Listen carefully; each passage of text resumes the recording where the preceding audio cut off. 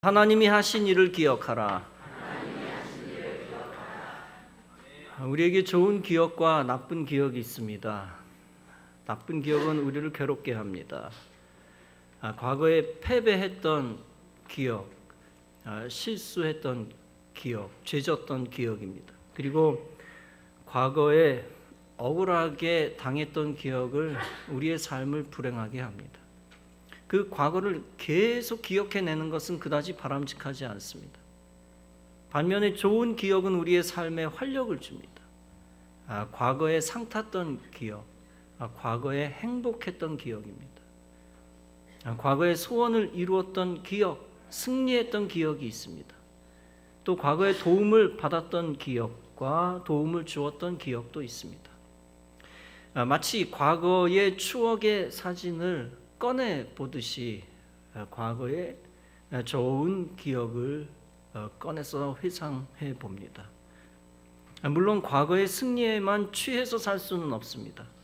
그러나 그 과거의 승리를 가끔 떠올리면 삶의 자양분이 됩니다.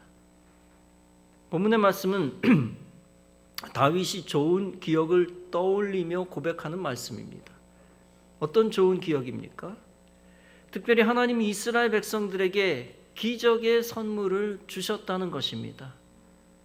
고난 가운데 있던 그들을 하나님이 구원해 주신 사건입니다. 근심과 고통 가운데 있던 그들을 하나님이 좋은 것으로 주신 사건입니다. 이에 대해 다윗은 만족하며 찬송하며 감사하고 있습니다. 그런데 다윗이 좋은 기억을 떠올렸다는 것을 우리가 오해해서는 안 됩니다. 좋은 기억이라고 하는 것이 무조건 행복한 기억만이 아니라는 것입니다. 분명히 이스라엘 백성들이 겪은 나쁜 기억이 있습니다. 그것을 함께 기억하고 있습니다. 본문에서 그들이 광야 사막길에서 방황했다고 했습니다. 거주할 성읍을 찾지 못했다고 했습니다. 줄이고 목말라 그들의 영혼이 피곤했다고 했습니다.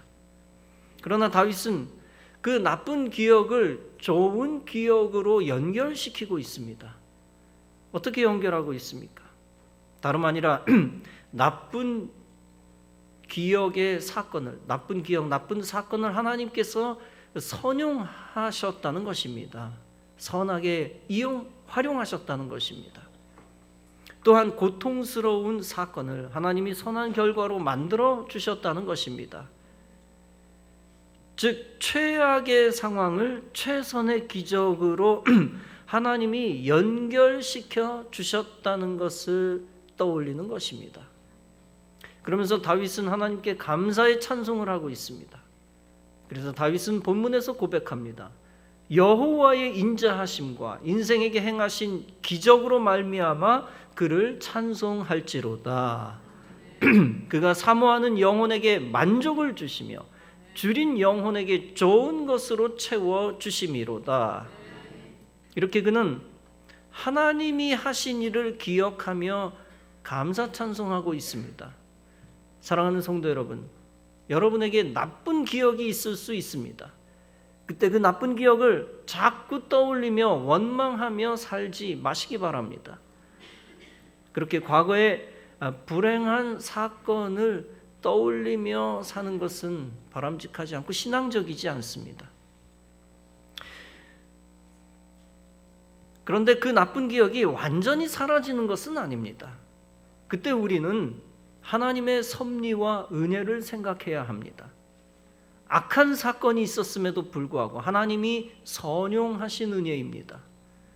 내가 과거에 실수해서 책망받고 벌받은 사건이 있을 수가 있습니다. 그러나 분명히 그것 때문에 전화위복된 일이 반드시 있습니다.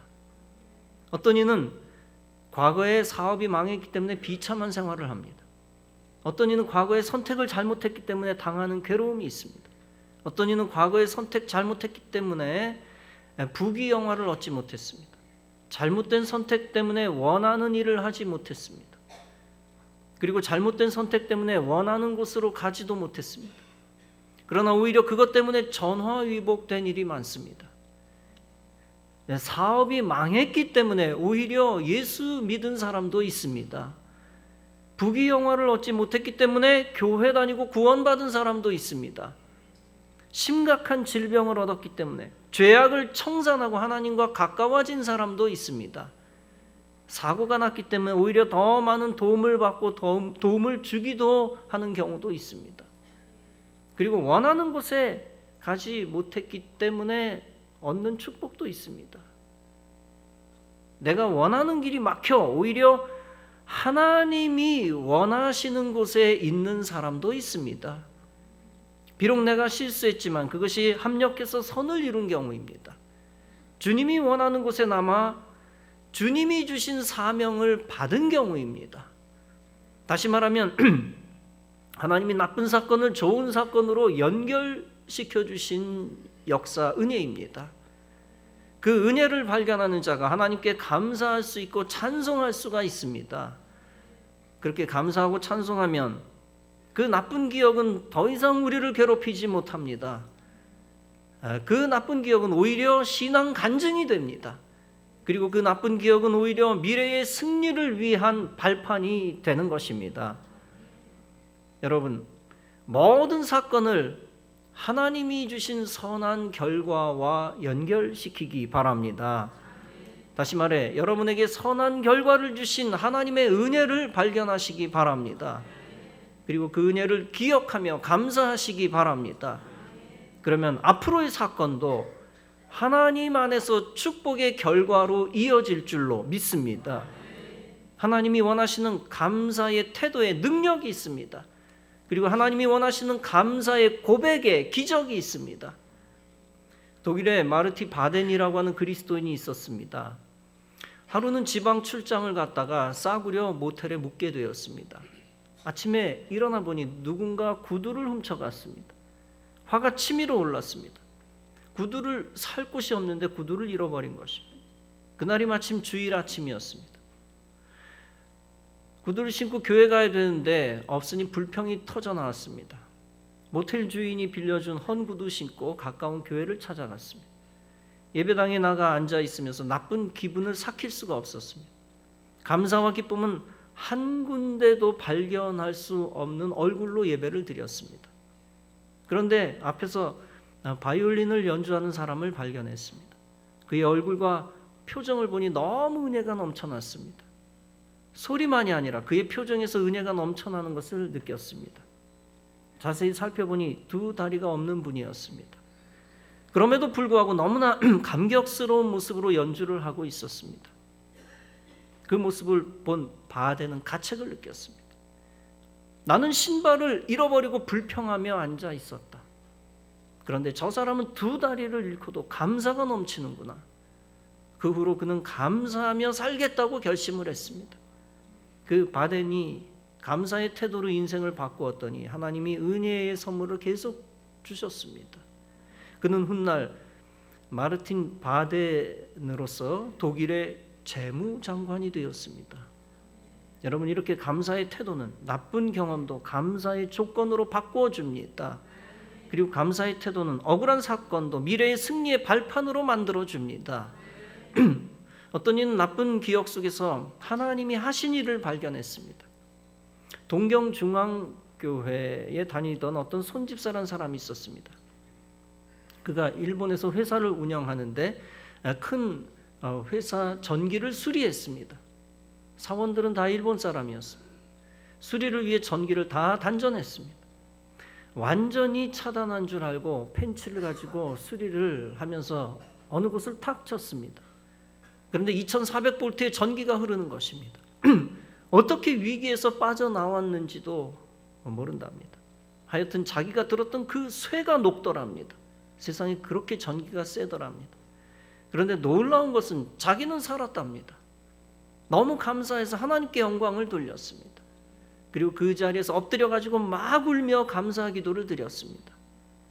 자기는 별로 큰 믿음을 가지고 있지 않았는데 크게 깨달았습니다. 야, 이 전기 분야에는 내가 누구보다도 잘 아는데 내 지식과 논리로는 절대 살 수가 없구나. 오직 하나님이 지켜주셔야 살아날 수 있구나라는 깨달음이었습니다. 죽음의 위경에서 오히려 놀라운 믿음을 얻게 되어진 것입니다. 여러분도 고통의 경험 속에서 하나님이 하신 일을 기억하시기 바랍니다. 그 고통의 경험 속에서 육신의 생명 건진 사건도 있습니다. 그 고통의 경험 속에서 불신앙에서 하나님이 떠나게 하신 사건도 있습니다. 다시 말하면 그 고통의 경험 속에서 영적 생명을 건진 사건도 있습니다. 그리고 그 고통의 경험 속에서 사명의 길을 붙든 사건도 있습니다. 그 사건 속에서 마지막 선한 결과만을 떠올리시기 바랍니다. 여러분, 결과가 선하다면 그것은 하나님이 주신 선물입니다. 마지막 사건이 여러분이 사명 붙든 사건이라면 확실히 하나님이 하신 일입니다. 마지막 사건이 사명이라면 그 이전에 어두운 기억도 의미가 있습니다. 가난의 기억, 질병의 기억, 결별의 기억, 패배의 기억도 의미 있습니다. 마지막에 하나님이 여러분에게 사명을 주셨다면 여러분은 승리자입니다. 더 나아가 마지막에 하나님이 여러분에게 천국을 주셨다면 여러분은 승리자입니다. 반대로 인생의 마지막이 지옥이라면 그 인생의 화려함은 축복이 아닙니다. 그 인생의 성공과 승리와 부귀영화도 축복이 아닙니다. 그것 때문에 하나님과 멀어지고 하나님께 돌아오지 못했다면 그것은 저주입니다. 환난과 고통 속에서 하나님을 저주하고 사명을 버린 자도 있습니다.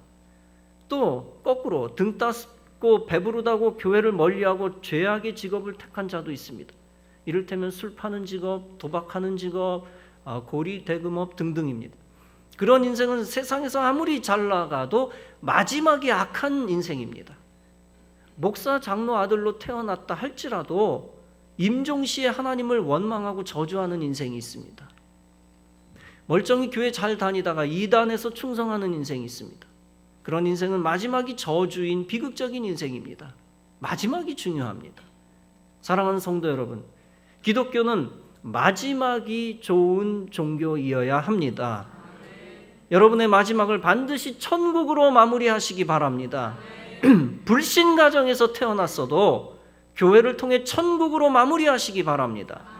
낙심하고 실망하여 교회 밖으로 나간 적이 있어도 다시 교회 안으로 들어오시기 바랍니다. 교회 안에서 다시 사명 붙드시기 바랍니다. 그리고 마지막에 주님이 여러분을 부르시는 날 반드시 천국으로 인도함을 받으시기 바랍니다. 종말의 때에 죽기 전에 생애의 마지막에는 감사로 마무리하는 자가 되시기 바랍니다. 본문은 말씀합니다. 여호와께서 바른 길로 인도하사 거주할 성읍에 이르게 하셨도다. 여호와의 인자하심과 인생에게 행하신 기적으로 말미암아 그를 찬송할지로다. 여러분, 최고의 축복받은 인생은 누구입니까? 다름 아니라 이처럼 하나님이 마지막에는 바른 길로 인도해 주시는 인생입니다.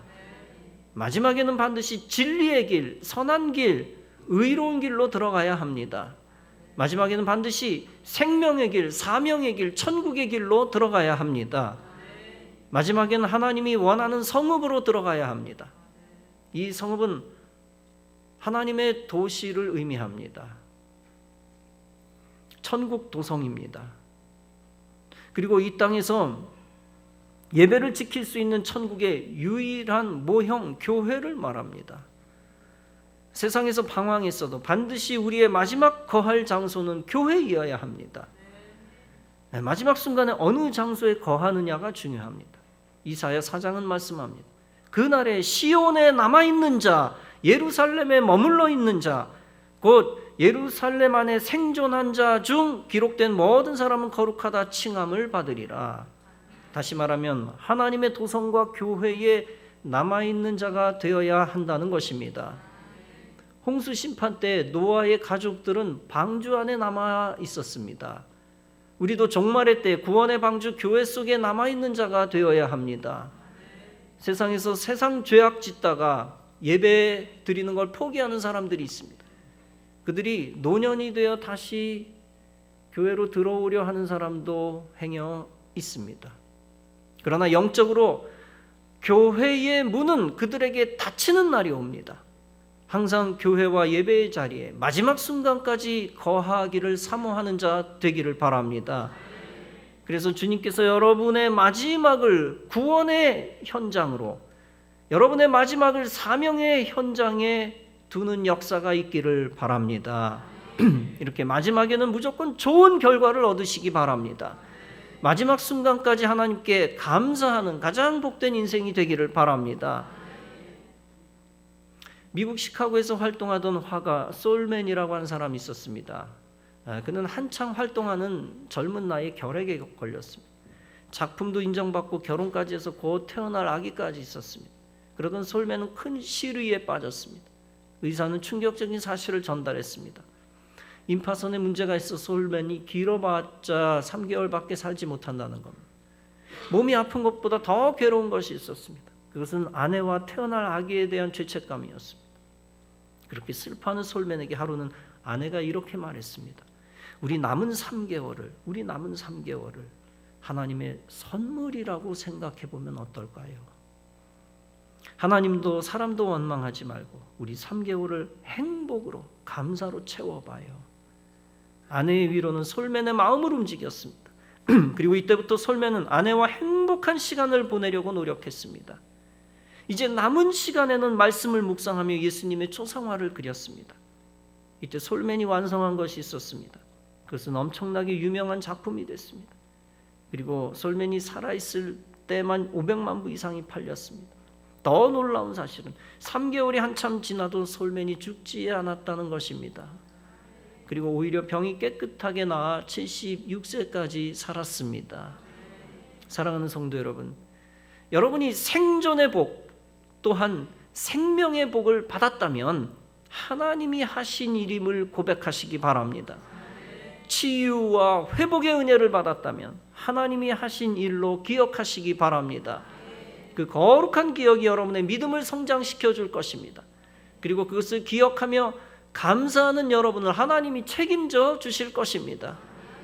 그래서 스펄전 목사님은 이렇게 말했습니다. 촛불을 보고 감사하는 자는 등불을 소유한다. 등불을 보고 감사하는 자는 달빛을 소유한다. 달빛을 보고 감사하는 자는 햇빛을 소유한다. 햇빛을 보고 감사하는 자는 햇빛보다 더 밝은 곳 천국을 소유한다.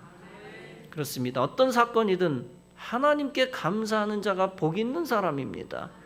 그가 감사할 때마다 하나님이 점점 더 큰 복을 부어주실 것입니다.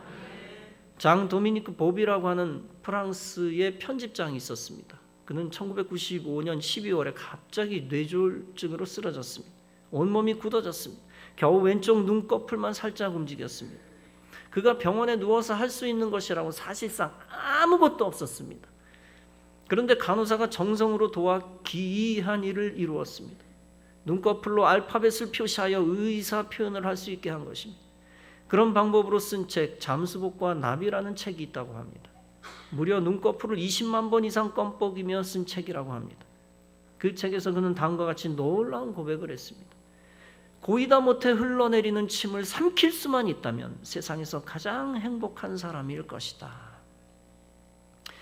여러분, 그것이 그 사람의 특별한 깨달음입니다. 여러분, 우리는 어떻습니까? 오늘 눈꺼풀을 껌뻑일 수 있다는 사실을 새삼 기억하며 감사해 본 적이 있습니까? 침 삼켜지는 것이 너무 감사해서 엉엉 울면서 하나님을 찬양한 적이 있습니까? 우리 대부분은 그런 놀라운 감사의 지경에 도달하지 못했을 것입니다. 여러분, 저와 여러분 지금 없는 것만 생각하며 원망하며 살지는 않았습니까?